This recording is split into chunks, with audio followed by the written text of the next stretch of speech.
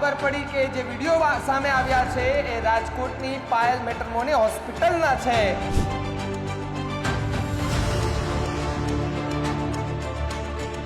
જ્યારે એક ડોક્ટરને પૂછવામાં આવ્યું તો કહ્યું કે મહિના દિવસ પહેલા ખરાબ થઈ ગયો હતો એટલે કાઢી નાખવામાં આવ્યો। બીજા ડોક્ટર એવું કહે છે ના 15-20 દિવસ થઈ ગયા એટલે કાઢી લેવામાં આવ્યો છે। ડોક્ટરે ખુદ સ્વીકાર્યું છે કે આજે સવારે એ સીસીટીવી કાઢી લેવામાં આવ્યા છે।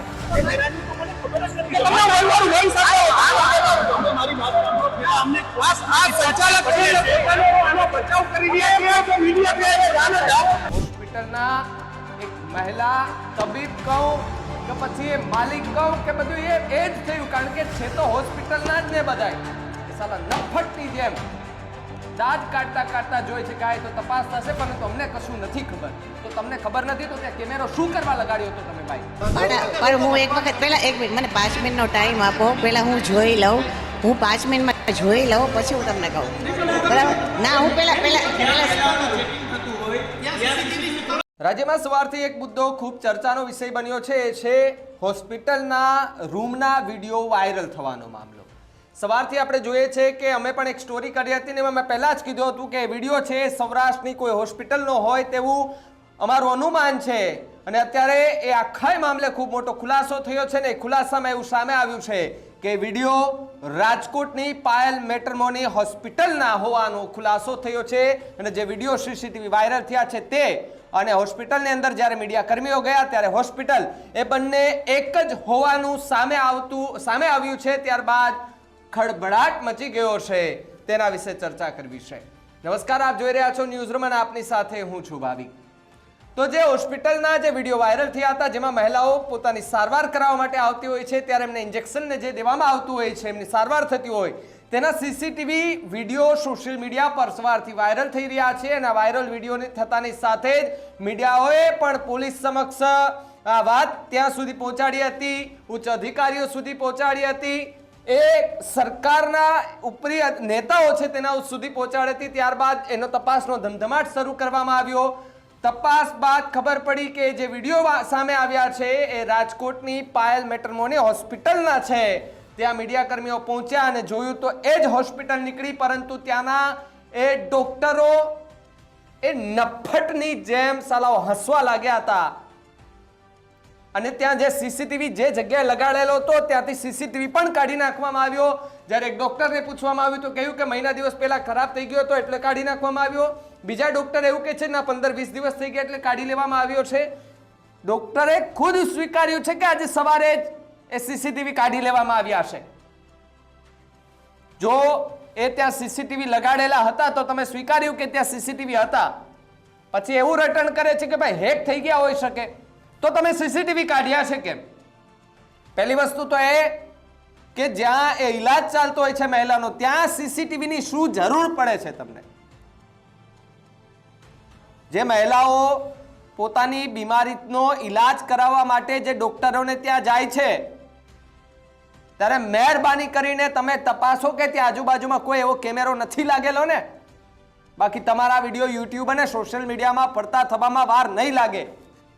અને જે મહિલાઓના જે વિડીયો વાયરલ થયા છે કદાચ એમને ખબર પણ ન હોય કે હું તો અહીંયા સારવાર કરાવવા માટે આવી હતી ને મારા વિડીયો વાયરલ થઈ ગયા, પરંતુ આ હોસ્પિટલના એ સત્તાધીશો એક મહિલાઓના વિડીયો વાયરલ થયા છે, ઇજ્જત ઉપર સવાલ ઉઠ્યો છે। ત્યારે એક મહિલા હોસ્પિટલના એક મહિલા તબીબ કહું કે પછી એ માલિક કહું કે બધું એ જ થયું, કારણ કે છે તો હોસ્પિટલના જ ને બધાય એ સાલા નફટની જેમ દાંત કાઢતા કાઢતા જોઈ છે કે તો તપાસ થશે, પરંતુ અમને કશું નથી ખબર। તો તમને ખબર નથી તો ત્યાં કેમેરો શું કરવા લગાડ્યો હતો તમે ભાઈ? એ કેમેરાથી સારવાર કરવાની હતી તમારે? પણ હું એક વખત પહેલા 1 મિનિટ મને 5 મિનિટનો ટાઈમ આપો, પહેલા હું જોઈ લઉં, હું 5 મિનિટમાં જોઈ લઉં પછી હું તમને કહું, બરાબર? ના, હું પહેલા અરે પણ તમે અરે પણ મને એમ તમે એવી રીતે એટેક તમે ના કરી શકો પ્લીઝ। પહેલાં મને જોવા તો દો, પહેલાં હું બેસું, મારે ડૉક્ટર સાથે તો વાત કરવા દો। અરે પણ મને ડૉક્ટર સાથે પહેલાં વાત કરી લેવા દો। અને એના પર્પઝ હોય કોઈ બી મેડિકલ સાયન્સમાં કાંઈ બી કોઈ જગ્યાએ ઇમરજન્સી ક્રિટિકલ વસ્તુ જે જગ્યાએ થતી હોય એ લોકોના શું કામ કેમેરા રાખ્યા હોય ડૉક્ટર સાથે પહેલાં વાત તો કરી દઉં. અરે હા પણ મને સાંભળવા દો. મને ડૉક્ટર સાથે વાત કરવા દો. જ્યાં હેન્ડલ કરે છે એ ડૉક્ટર સાથે પહેલાં હું વાત કરું પ્લીઝ. 5 મિનિટ મને ટાઈમ આપો. મને 5 મિનિટનો ટાઈમ આપો. એકચ્યુઅલી જે ડૉક્ટર હેન્ડલ કરે છે એની સાથે હું વાત કરી લઉં 5 જ મિનિટ. બરાબર. તમે એક બાજુ તો એવું કહો છો કે ભાઈ કેમેરામાં કદાચ હેક થઈ ગયા હોઈ શકે તો તમારે કેમેરો કેમ કાઢી લીધો આજે સવારે અથવા તો મહિનો દિવસ પહેલા તમારે જે રટણ તમે કરો છો એ રાજકોટની પાયલ હોસ્પિટલના એ જ્યાં તપાસ ચાલી રહી છે ત્યારે ક્રાઇમ બ્રાન્ચની ટીમ પણ ત્યાં પહોંચી છે. સાયબર ક્રાઇમ દ્વારા એક તપાસ પણ હાથ ધરવામાં આવી છે. ટેલિગ્રામ લિંક મળીને એમાં મેં પણ જોયું છે. જ્યારે મેં ટેલિગ્રામ લિંકમાં જોયું તો એમાં પ્રાઇસ લિસ્ટ જોવા મળી કે જો તમારે આ સીસીટીવી જોતા હોય, ઇન્જેક્શનના સીસીટીવી જોતા હોય, ડિલિવરીના વિડીયો તમારે જોવા હોય ને બાળકોની તો 3500 રૂપિયા અમને આપો, અમે તમને લાઈવ વિડીયો બતાવીશું. સાહેબ આ ધંધા બનાવી દીધા છે આ બધાએ. ટેલિગ્રામ ચેનલ ક્યાંથી ચાલુ થઈ, યુટ્યુબ ચેનલ ક્યાંથી થઈ, એ બધા ઉપર તપાસ થવી જોઈએ. ક્રાઇમ બ્રાન્ચ, સાયબર ક્રાઇમ આના ઉપર સતત નજર રાખી રહ્યું છે. એક પત્રકાર પરિષદ યોજવામાં આવી હતી જેમાં તપાસ કઈ રીતે થઈ રહી છે અને જો પકડાય તો એની ઉપર કયો ગુનો નોંધવામાં આવે.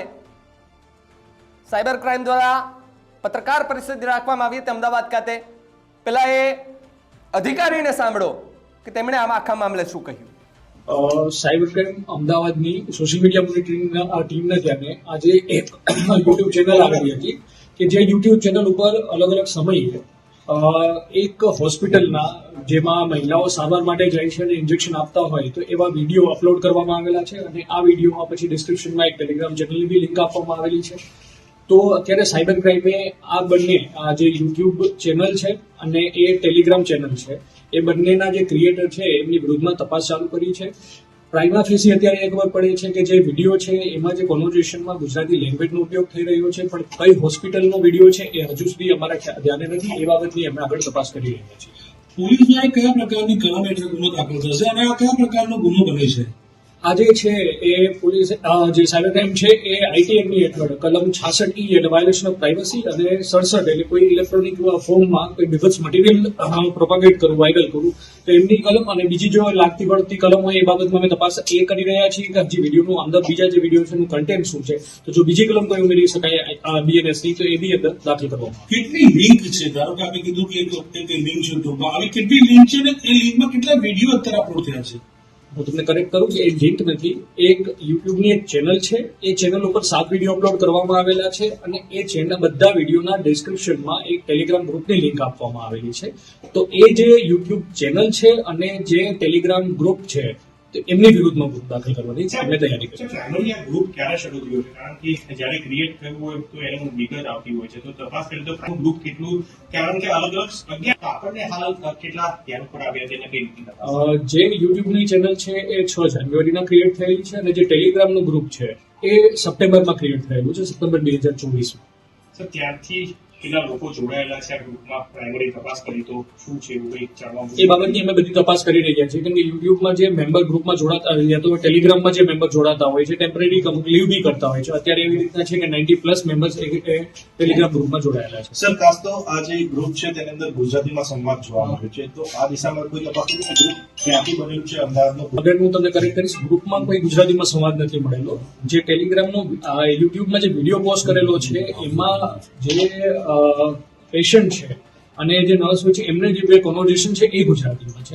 આ જે ગ્રુપ છે ટેલિગ્રામનું એમાં સાઉથ ઇન્ડિયાના બી અમુક વિડીયો હોવાનું ક્લેમ કરે છે. વિડીયો એમાં કોઈ અત્યાર સુધીમાં વિડીયોમાં લિંક નથી આવી, ખાલી સ્નેપશોટ મૂકે. એમાં જે મહિલાઓ સ્નાન કરતી હોય તે પ્રકારના પણ વિડીયો અપલોડ થયેલા છે. બીજી તરફ અશ્લીલ અભદ્ર જે દ્રશ્યો છે તે પણ આમાં જોવા મળી રહ્યા છે. જે ધ્યાનમાં આવ્યું છે જે હું તમને કહું છું કે એ ગ્રુપમાં સ્નેપશોટ મૂકવામાં આવેલા છે અને અમુક પૈસાની ડિમાન્ડ કરવામાં આવેલી છે. ઘણીવાર એવું બી હોય શકે કે સ્કેમસ્ટર અમુક વિડીયો એની પાસે ડેટા હોય છે અને પછી ક્લેમ કરે છે એની પાસે બીજો ડેટા હોય એવું અને પૈસા લેવા સ્કેમ બી કરતા હોય છે. તો એમાં કોઈ વિડીયોની લિંક નથી આપવામાં, અમુકના સ્નેપશોટ ને સ્નિપેટ આપવામાં આવેલા છે. સર આ ગ્રુપ કોઈ એજ્યુકેશનલ પર્પઝથી બનાવવામાં આવ્યું છે કે કોઈ અભદ્ર કારણોસર બનાવવામાં આવ્યું? એ જે મેં પહેલા કીધું કે એમાં જે કન્ટેન્ટ કન્ટેન્ટ મૂકવામાં આવેલું છે, એમાંથી કોઈ એજ્યુકેશન પર્પઝ જણાતો નથી, એમાંથી પીપલ્સ મટીરિયલ અપલોડ સર એવું બની શકે ખરા કે ડેટાનું વેચાણ થતું હોય, આવા પ્રકારના વિડીયોનું વેચાણ? તમારા અનુભવ પ્રમાણે પૂછું છું, તમારા અનુભવમાં ક્યારે એવું આવ્યું છે ખરા કે આવા પ્રકારના ડેટાનું વેચાણ ખરીદ વેચાણ થતું હોય આ પ્લેટફોર્મ ઉપર? ઘણીવાર આવા જો પ્રાઇવસીનો ભંગ કરતા વિડીયો હોય છે, ઇન્ટરનેટ ઉપર અવેલેબલ હોય છે, તો ત્યાંથી લઈને પછી આવા ગ્રુપ્સ ક્લેમ કરતા હોય છે કે તેમની પાસે આવો એક્સક્લુઝિવ ડેટા છે અને પછી પૈસાની એમાંથી કમાણી કરવામાં આવતી હોય છે.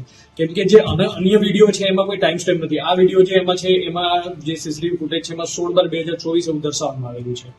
તો એ બાબતની અમે આગળ ખરાઈ કરી રહેલી છે અને એની તપાસ કરી રહ્યા છીએ. ફોટોગ્રાફી કરતા પણ અમુક ફૂટેજ આમાં ચલાવવામાં આવેલા છે નથી. હવે હું તમને ક્રિએટ કરું છું, ગ્રુપમાં એવું ક્લેમ કરવામાં આવેલું છે, જે 7 વિડીયો અપલોડ કરવામાં આવે છે એમાં મોસ્ટલી બધા વિડીયોમાં ઇન્જેક્શન આપતા હોય છે એવા વિડીયો છે.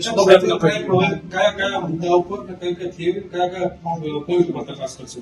એ અમે આગળ તપાસનો વિષય છે. હવે કોઈ માહિતી અમે ડાયવર્ટ નહીં કરીએ જેનાથી જે એક્યુઝ છે એમને કોઈ ફાયદો મળે. તો એ બાબતની અમે તપાસ, જેવું બી અમને કોઈ લીડ મળશે અને કોન્ક્રીટ માહિતી મળશે આપને પ્રેસ કોન્ફરન્સ મારફતે જાણ કરવા.